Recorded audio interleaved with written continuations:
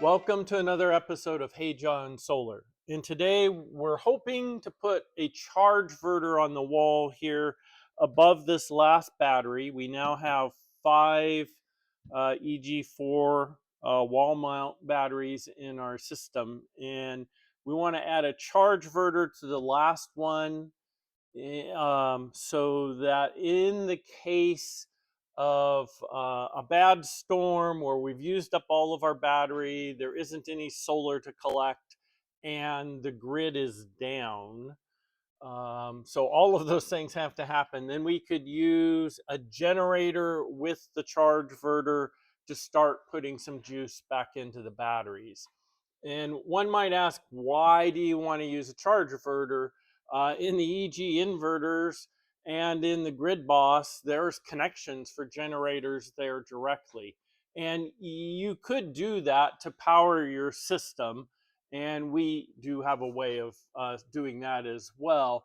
But the reason for using the Chargeverter is the electricity that comes out of most of your home generators, the less expensive ones like what I've got, because I only use it in emergencies or out in the field somewhere where I can't run an extension cord to. The Chargeverter is basically taking that power from the generator, cleaning it up, and converting it out to 48 volt DC or somewhere there is about. And being able to charge the batteries directly. The key is cleaning up the power if you were to try to do that directly, and that is the problem with running a generator directly into the inverters. There have been horror stories of bad power from generators trashing the boards in the inverters and causing problems. So again, our hope is to put a Chargeverter up here, wire it into this last battery, and have it there just as a backup to a backup. This is what the Chargeverter comes in. At least this is the one that mine came in. Do know that this has been sitting in the box for 6 months. The rest of the system, as you've seen, is up on the wall. The reason why this has been sitting is twofold, and you'll see here in a minute when I pull this stuff out. It comes, this is the version that comes with a power cable that you can unplug from the box. And if I can get the rest of it out here, I guess we'll do a short, hopefully fast unboxing here. Not into unboxing videos. But we'll get this thing out so you can see what it looks like, see what comes in the package.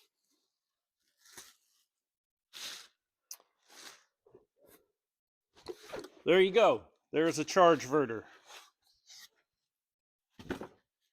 And what the Chargeverter is going to do is take your 110, your 220, comes in this side, comes out this side as, well, let's see what it says. Standard charging 43 volts DC is what's coming out here. Comes with a manual, and in most cases, you're going to get 2 mounting brackets. They forgot to include one. So that's what we've been waiting for.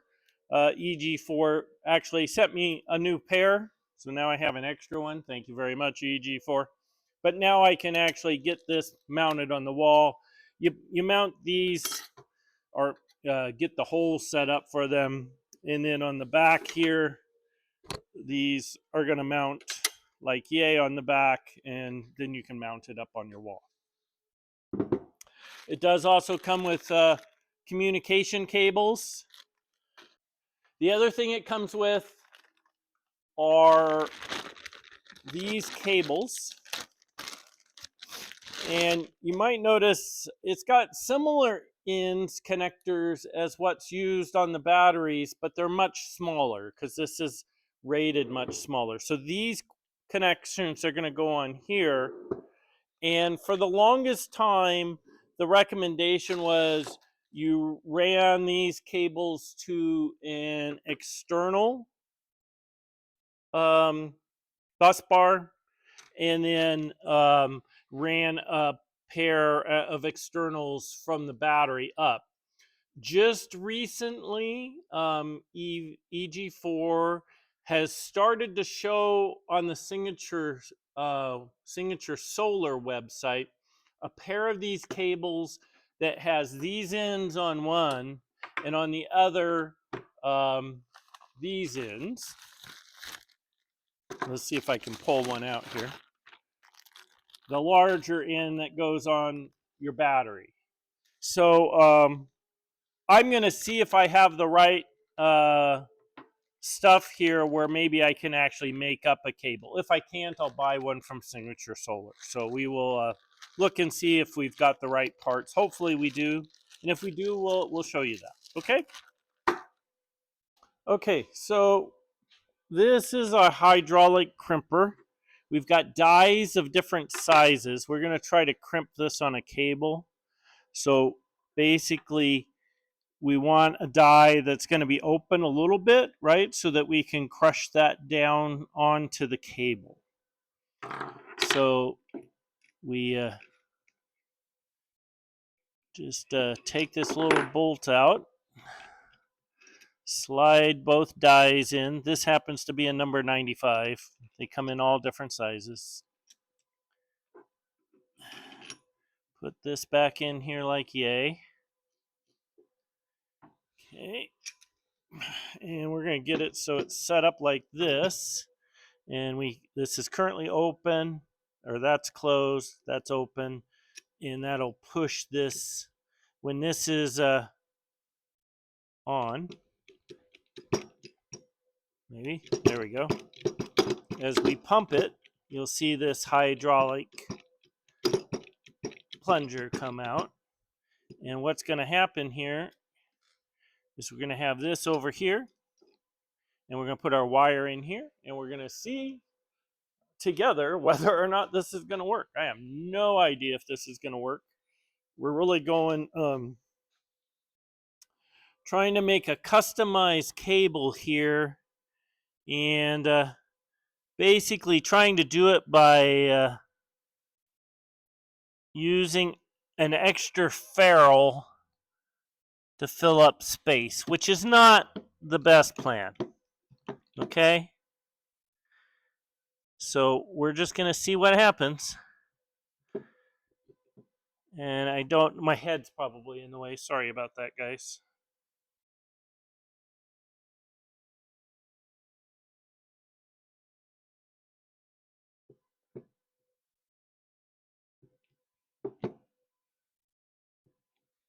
So what we're doing here is taking this and compressing this die around this in hopes to hold the cable in. Okay, so we just continue to add some pressure. The dies are coming together. I call them dies. I don't know what the right name is. And what I'm looking for here is this cable's definitely not wanting to come out. So that's good. That was my biggest fear, because this is kind of small for this, but I basically used a ferrule to fill the empty space, and the ferrule is getting smashed with everything else. And hopefully this is going to stay in there. So I'm going to release the pressure and undo this. Take out one, and we'll see what we got here. So as you can see, basically what we did to get between because this is meant for a larger gauge wire. So to get between the gauges, I used a ferrule to fill the space. So it's solid metal. And it seems like we've got a good connection. So, and again, that's extremely important. We don't want any arcing going in there or anything like that. And now we can work on getting a end over it and the cap over it.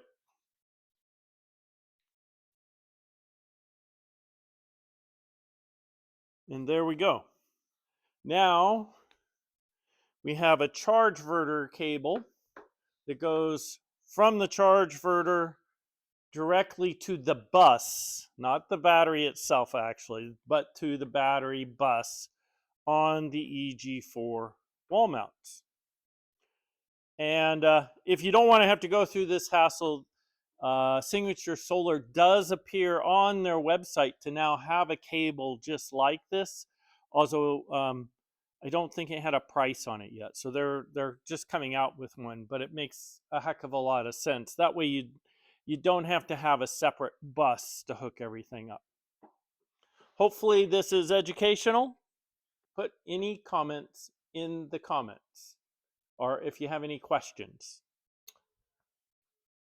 So if you're trying to take the cables that came with your chargeverter and add these ends, this is for a whole different size gauge wire than this. See, they're nowhere close. So what I've done is I didn't want to lose this gathering, so I took the end off here, the eye off of this, and then I'm going to add a ferrule here. And I don't know how legit this is, but this ferrule will be pretty tight. And then I'm actually adding a second ferrule to go in here. And then that gives me pretty much solid contact all the way through. But this ferrule doesn't fit in here. So what I'm going to have to do, and I already did it with the positive lead, so I know it'll work, is let me move the camera over here to this vise. This is, kind of rinky-dink. Not the best thing. It would be better if I had a thicker one thicker ferrule to take up all the space rather than having to use two. And again, this ferrule doesn't fit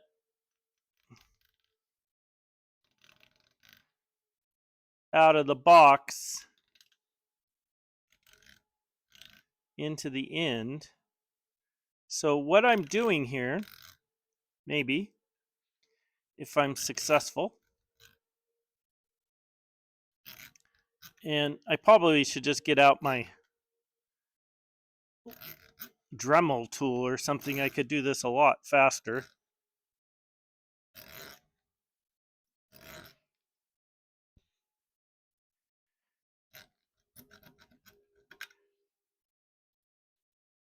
But I'm basically trying to take this ferrule,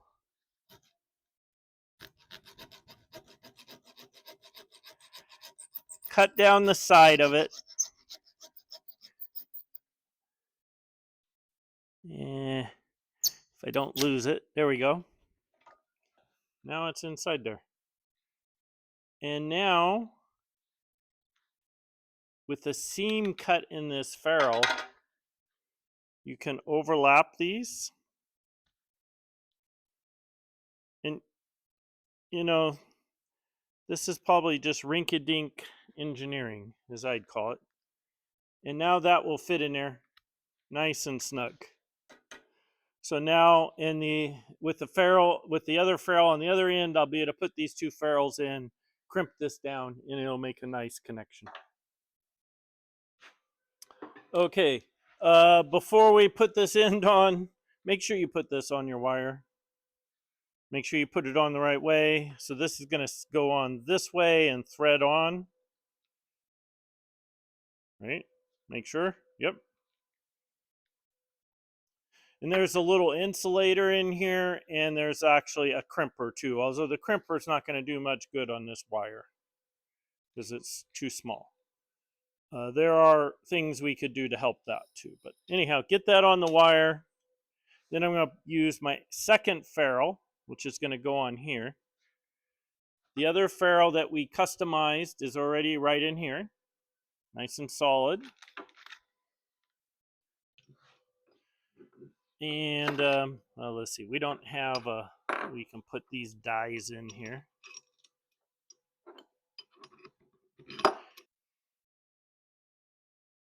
So take the end, stick it in the die.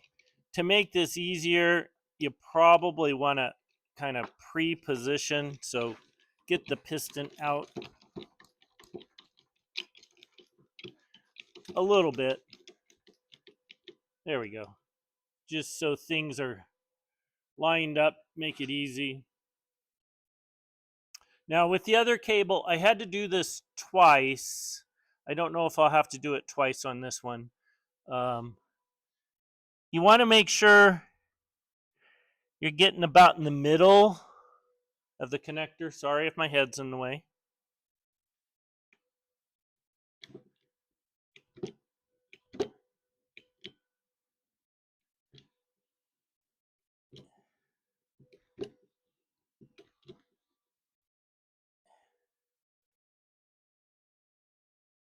Looks like it's going good.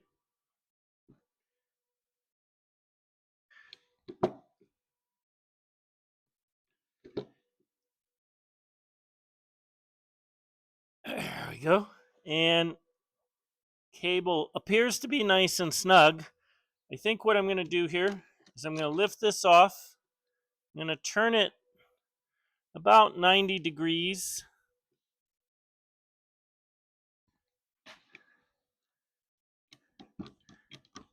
And do it again. Just a little bit. Otherwise it gets really deformed. Actually, this one already did get pretty deformed. Let's turn this a little bit more. And the cap doesn't go over it super well then.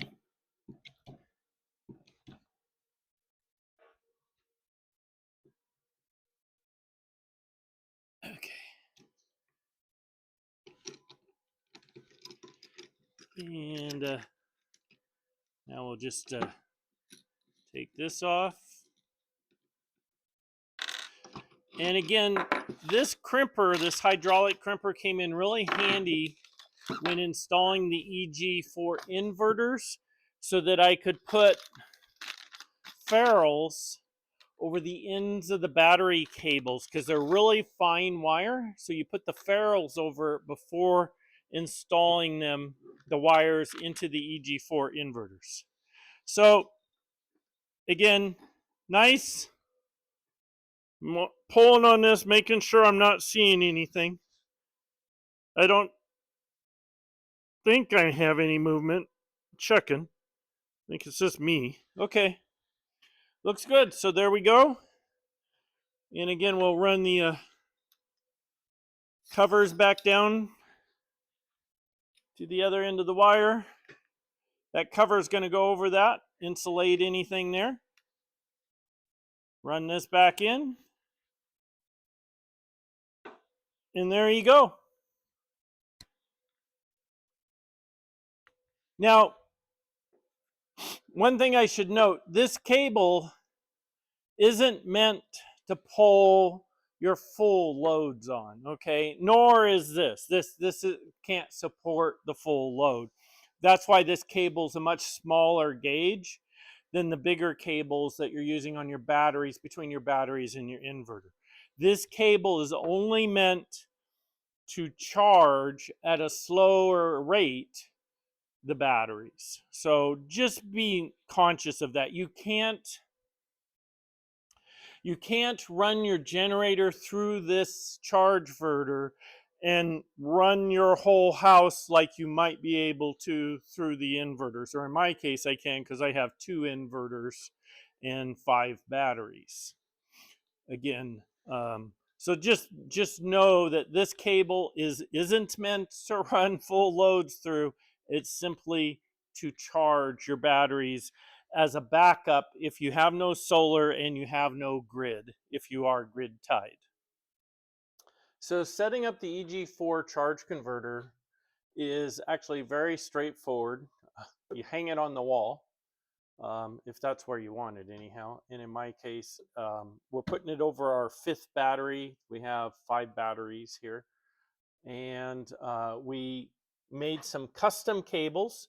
So we took their standard cables that came with it, and we put the larger ends on the other end so that they can be attached directly to the bus. These batteries actually have a bus bar on them. So in reality, you really don't need an independent bus bar. I know that was a recommendation for a long time, but even EG4 or recently, at least on Signature Solar's website, they've started to offer, or it looks like they're going to start to offer, because there wasn't a price on it, um, a set of cables just like what I made that has the larger ends on the other end so that you could directly attach them. Now you can't run, at least a system like mine, where I've got 2 FlexBoss 21s and 5 of these batteries. This little box can't feed that whole load. This box in my application is specifically for, we've ran the batteries down, the sun is not out, we can't get any solar production, and the grid is down, because we do have a grid tied system from the standpoint that we will let grid electricity come into the system. The way we currently have it configured, not necessarily to charge the batteries, although you could do that. I have it simply to use the grid to backfill when this system can't provide electricity. And currently this system is providing electricity, I'd have to figure out the percentage, but at least 85, 90% of the time. And we'll see how it does during the winter. During the summer, it can do almost 100%. So back to the EG4 Chargeverter. Very simple installation. Hang it on the wall. Get your cabling either through an independent bus or with the custom cables directly to a bus that's not full. That's got to be key, right? And then you have the power cable. Now, I will say, this is kind of short, guys. EG4, if you're listening, what am I supposed to do with this? This is barely gets to the floor. I guess if I had a generator sitting right here, but that's not going to happen, because in my case, you know, you got to run a generator outside. I have a big door here. I don't know if it'll show in the picture. And I will normally be in a true emergency type case. That's where the generator would be located. So I will have to build an appropriately sized extension cord for this. So that will get it out to the generator out there. That's the only thing I see kind of missing here. It does also come with ports. You can hook it up to your battery, so you can be looking at state of charge. You can also have it, if your generator will let you, have it start the generator for you. There's a lot of capabilities in this box. And again, in my case, this is to be used as a last resort. So my generator is a manual start generator, and so that I don't even have to run the state of charge, I will just configure this box to charge based on voltage, and in which case you don't need to run any of the other lines. So again, it's just dead simple how you put it together. And it comes with a nice little breaker here, and on and offs and stuff like that. I'll try to do a different video at some point of actually how to configure the box. But it's very straightforward. Anyhow, hopefully this is helpful. Kind of shows you how the EG4 Chargeverter can come together with an EG4 system. Obviously, it could be used with other systems too. If you would like more information, I did purchase this through Signature Solar, and I'll try to provide a link in the video so that you could get to them as a source of being able to pick this up if it's something you want to get. Okay, have a great day. Thank you very much. Please remember to like and subscribe. Okay, one safety thing I definitely want to point out when installing the EG4 Chargeverter, and if you're doing it directly like I am to the bus on this battery, which is going to mean I'm going to plug the cable in on one of those open slots there, the positive and the negative down there, you need to make sure that you don't have any power on that bus. And just flipping this breaker, unfortunately, isn't enough because you have cables coming from all of these other batteries. All of these batteries are stringed together. So to make sure that that's totally dead, that bus, you should basically turn off all the power in your system. So turn off the batteries completely.